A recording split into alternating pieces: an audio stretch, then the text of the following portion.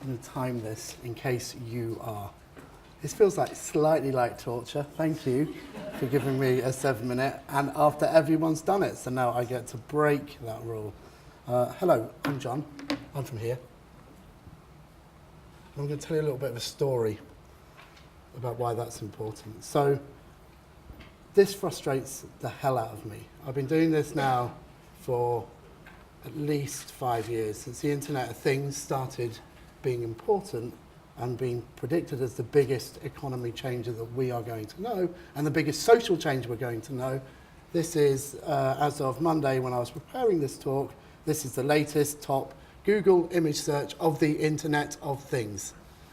It doesn't look particularly designed to me. It actually makes me want to cry. It's horrible. It's the systems diagrams. There are no people in this picture. So if we know so much about design thinking, and we know so much about how we're going to change the world, we know so many stats on how design is improving businesses, actually, in my world, I don't really see a difference. And I'd like to.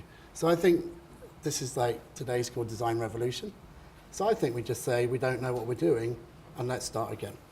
And by the way, that's pretty much my daily mantra. So I'm with you on this. And why is this? So this, I'm just going to give a little case study about cameras and facial recognition in the next 5 minutes. Thanks, boys. But then they did this, and they got quite upset. And actually, I think that reinforces my point earlier about design. Did nobody think to test these facial recognition apps with kids and what they would do? How dare they say that Tiggy doesn't have a face? It's not on. Seriously, I could give a whole lecture about Tiggy, but that's coming on. And I think when we start to apply this to maybe something a little, maybe less closer to home, but always on us, I think this idea that people are becoming increasingly aware of our privacy. Do you really know about your camera? I'm not going to give a big kind of debate here. If you've read David Eggers' The Circle, deal with it. If not, go and watch the film. But I think this, interestingly, this isn't just data activists at some event in Berlin with Republica. This is 5 teenagers doing this. Now, it could be because they're trying to define themselves about how they think about the world, but they're certainly thinking about what their camera's doing. So, we started with Mozilla, who are the world's biggest open source technology organization. We've started a project, it's not a research grant or research, there's no end to this. It kind of began about 5 years ago, and it's culminated in a really interesting place where we're starting to really nurture the beginnings of a grassroots design community. And it's really nice that we're trying not to make this about a Mozilla product, we're actually trying to make this about a kind of an ecosystem with people like Arduino. If that means something to you, great. If it doesn't, it's Italian, but it's amazing. And Casa Yasmina, this incredible open source home in Turin in Italy. Go and look them up if you don't know what they are. If you do, that's fantastic. And also we've been working with our partners at the National Institute of Design in India with Raspberry Pi, the world's smallest and cheapest, most accessible computer available. So when you start to build this ecosystem around open source hardware, what can that do? And we're doing this through a series of design sprints right now. The next one is going to be in Anstruther, in Fife, and in Dundee in a little over 4 weeks' time. Just a quick lens back on this lens. A piece of research that came out of one of our friends and partners at Quicksand in India was the use of CCTV in homes. And this emerging kind of the tech-enabled children monitoring their parents. This is coming to us. I'm sure, and this is from a home in India, and this trend is emerging and increasing. It's meant with well-being, but what does this really mean for the sense of a lens? When you're connected to facts like this, it makes you start to think.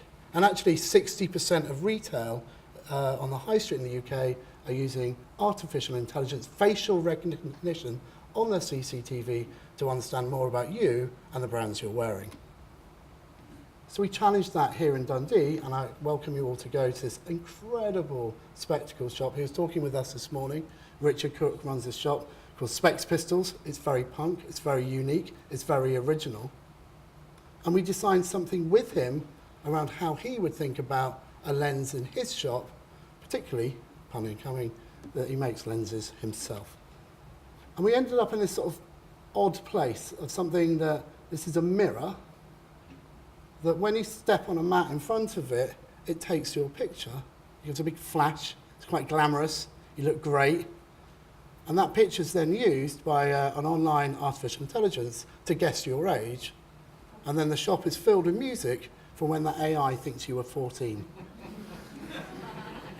Which is amazing now. When I'm sitting there, I'm going back quite a lot to fix it, because I made it, so it's going to be fixed. But when you hear people talking, it enables Richard to have a very different conversation with the customers.